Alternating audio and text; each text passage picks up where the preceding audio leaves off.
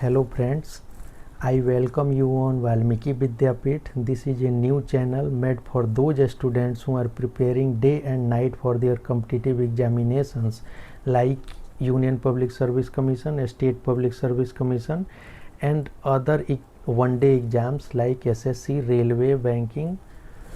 आज ये पहला इंट्रोडक्टरी क्लास है इस चैनल के ऊपर।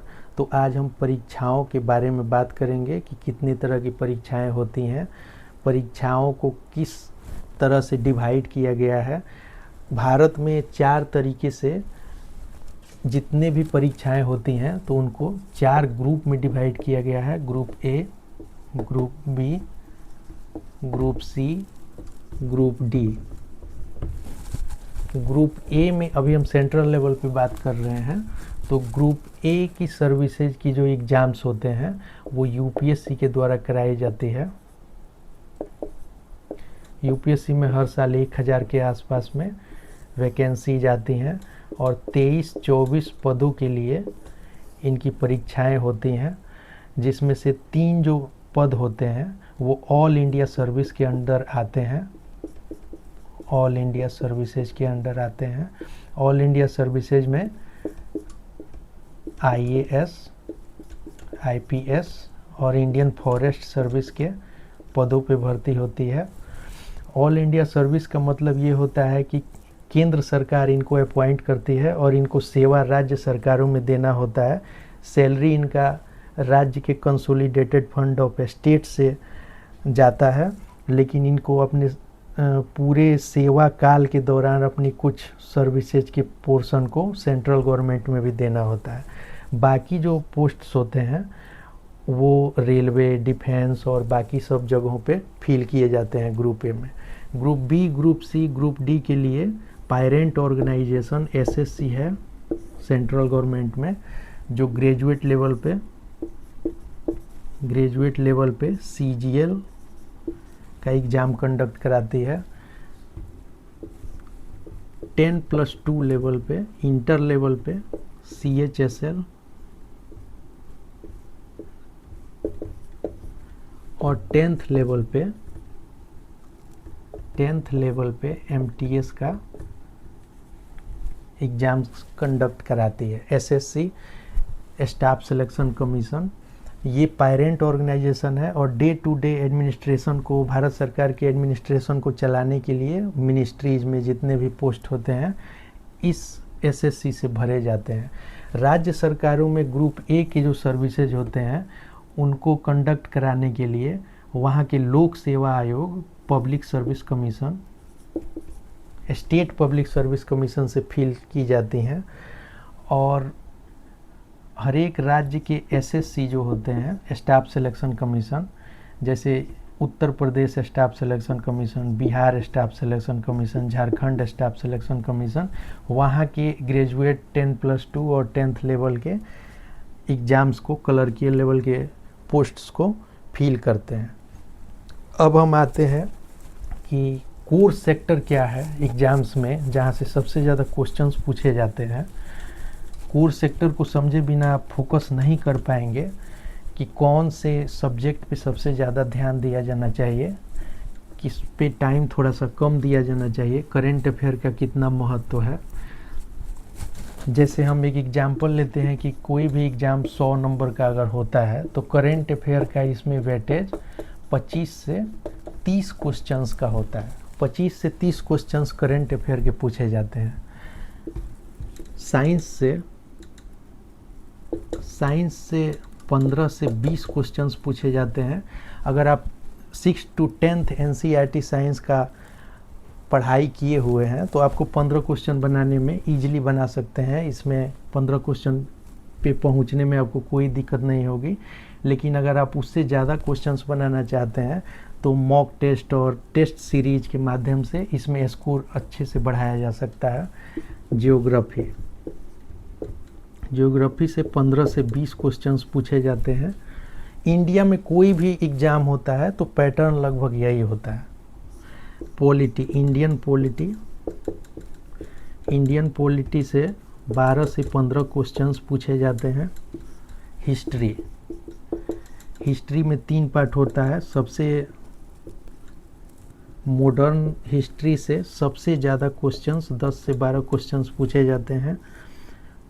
मेडाइवल हिस्ट्री से 3 से 4 क्वेश्चंस पूछे जाते हैं और एंशिएंट हिस्ट्री से 3 से 4 क्वेश्चंस पूछे जाते हैं।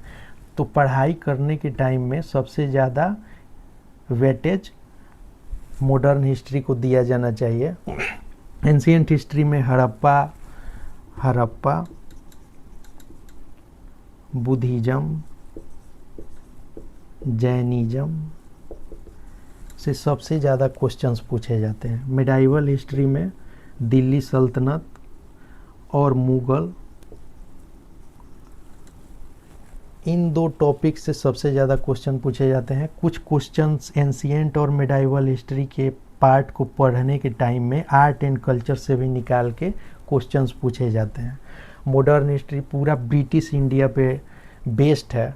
ब्रिटिश इंडिया को समझने के लिए आज के इंडिया में जितने भी प्रॉब्लम्स खड़े हैं या फिर जो प्रॉब्लम्स चल रहे हैं उनका जड़ कहीं ना कहीं मॉडर्न हिस्ट्री में छुपा हुआ है। तो सबसे ज़्यादा वेटेज, और फ्रीडम स्ट्रगल के लिए सबसे ज़्यादा काम यहीं से शुरू हुआ था, तो मॉडर्न हिस्ट्री का वेटेज सबसे ज़्यादा है। उसके बाद इकोनॉमिक्स पे आते हैं। इकोनॉमिक्स में जो थ्योरेटिकल पोर्शन है, जो किताबों से पढ़ाई करके समझा जा सकता है, तो इसमें 3 से 4 क्वेश्चंस ही एग्ज़ाम में पूछे जाते हैं। बाकी कोई जो इकोनॉमिक्स के क्वेश्चन है, जैसे एग्रीकल्चर सेक्टर से रिलेटेड क्वेश्चन हो गए, सेंसस से क्वेश्चन हो गया, या फिर कोई नया गवर्नमेंट स्कीम लॉन्च हुआ है तो उसको करेंट अफेयर में डाल के पूछा जाता है। तो इकोनॉमिक्स का जो थ्योरेटिकल पार्ट वाला पोर्शन है वहाँ पे 3 से 4 क्वेश्चंस ही पूछे जाते हैं। एप्टीट्यूड में मैथ और रीजनिंग के क्वेश्चंस एग्ज़ाम पे डिपेंड होते हैं। जैसे यूपीएससी में सीएसएटी का पेपर अलग हो गया है, तो जीएस के पेपर से कट ऑफ तैयार होता है, लेकिन सीएसएटी के पेपर को क्वालिफाइंग किया गया है। वैसे ही हर एक राज्य सरकारों ने, झारखंड पब्लिक सर्विस कमीशन हो या यूके पीएससी हो, यूपी पीएससी हो, बीपीएससी में एप्टीट्यूड का पेपर इन्हीं 100-150 क्वेश्चंस में पूछा जाता है। एप्टीट्यूड का पेपर 10 के आसपास में क्वेश्चंस इस एप्टीट्यूड के पेपर में अगर इसके साथ पूछा जाता है तो 10 के आसपास में क्वेश्चंस उसमें से डाले जाते हैं। अब सबसे ज़्यादा वेटेज कहाँ से है, हमको समझने में आसानी है कि सबसे ज़्यादा हिस्ट्री, ज्योग्राफी, साइंस और करेंट अफेयर, सबसे ज़्यादा पोर्शंस यही 3-4 सब्जेक्ट कवर करते हैं। अब हम आते हैं, नंबर ऑफ स्टूडेंट्स इतने ज़्यादा बढ़ गए हैं परीक्षाओं में कि उनको छांटने के लिए आजकल जितने भी कमीशंस एग्ज़ाम ले रहे हैं तो वो तरह तरह के हार्डनेस डालना शुरू कर दिए हैं एग्ज़ाम्स में। जैसे 1950 में इंडिया में लिटरेसी रेट 18% के आसपास में था, और उस टाइम में नंबर ऑफ एप्लीकेंट नौकरियों के लिए बहुत कम हुआ करते थे। तो जिसको पढ़ना लिखना सही से आता था तो इंटरव्यू और छोटा सा डिस्क्रिप्टिव प्लस इंटरव्यू के माध्यम से नौकरी आसानी से मिल जाती थी। लेकिन 1970 से 1980 के दशक में यूपीएससी,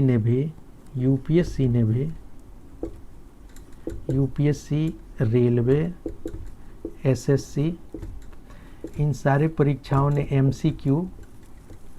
एमसीक्यू बेस्ड पेपर लागू किया, ताकि नंबर ऑफ एप्लीकेंट, जैसे 20 साल बीतने के बाद जैसे जैसे लिटरेसी रेट ऊपर गया, नौकरियों का ज़रूरत लोगों को महसूस हुआ, नंबर ऑफ एप्लीकेंट बढ़े, तो एमसीक्यू बेस्ड पेपर चालू करके उनको छांटना शुरू किया गया। उसके बाद नेगेटिव मार्किंग शुरू की गई। नेगेटिव मार्किंग के बाद नेगेटिव मार्किंग को हार्ड बनाने के लिए कहीं कहीं 1.5 मतलब एक क्वेश्चन का आधा नंबर पूरा ही कट जाता है, कहीं कहीं 1/3, जैसे यूपीएससी बीपीएससी और बाकी जगहों पे नेगेटिव मार्किंग 1/3 के आसपास में किया जाता है।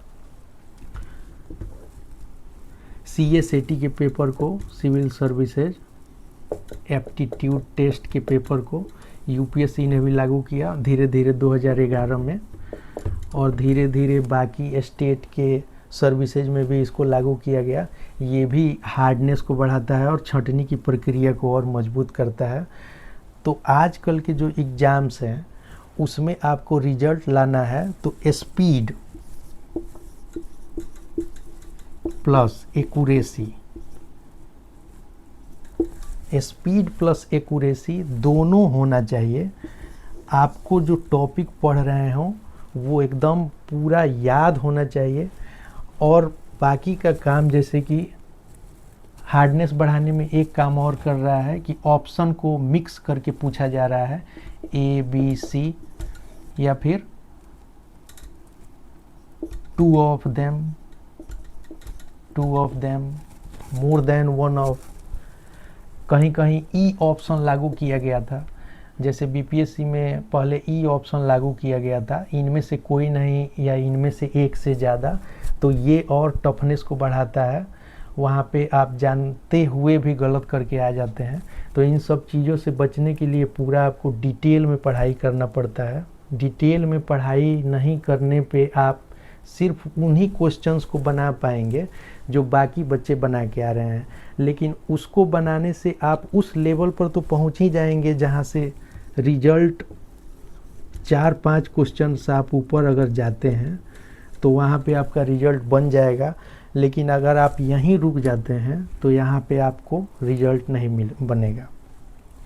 तो यहाँ पे जैसे आजकल के एग्ज़ाम्स में ए बी सी और डी 4 ऑप्शंस हैं। अगर आप 2 को जानते हैं, 2 को नहीं जानते हैं, तो 50% आंसर पे आप पहले पहुंच गए हैं। अब बाकी 2 आंसर को नहीं जानते हैं, तो यहाँ पे आपको ये समझना है कि आपने जितना डिटेल में पढ़ाई किया होगा तो वहाँ पे आपको बेसिक कंसेप्ट काम आएगा कि अगर आप एक को भी एलिमिनेट कर दें तो आंसर पे पहुँच जाएंगे। अगर नहीं कर पाते हैं तो तुक्का अगर लगाते हैं तो गलत होने का चांस होता है, लेकिन यहाँ पे लक भी काम करता है और रिजल्ट आने का चांस यहीं से डिसाइड होता है। क्योंकि इस लेवल पे तो सारे लोग पहुँच ही गए होते हैं जो दिन रात पढ़ाई करते हैं, लेकिन यहाँ पहुँचने के लिए, रिजल्ट लाने के लिए वही आदमी पहुँच पाता है जो पूरा डिटेल में सिलेबस को पढ़ा हो, उसको याद भी हो और वो स्पीड में क्वेश्चन भी बना पाए और पूरा सटीकता से क्वेश्चन बना पाए। उन्हीं लोगों का रिजल्ट होता है। आजकल के एग्ज़ाम्स पहले के एग्ज़ाम से बदल चुके हैं, और हमारे चैनल पे हम चाहते हैं कि ऐसे कंटेंट को लाया जाए, ऐसे कंटेंट को डाला जाए जिससे आपको किसी भी टॉपिक को समझने में इतना डिटेल में आप समझ जाएं कि फिर आपको कहीं और पढ़ने की ज़रूरत ही ना पड़े। अगला वीडियो हम किसी सब्जेक्ट के ऊपर शुरू करेंगे। तब तक के लिए धन्यवाद। Thank you.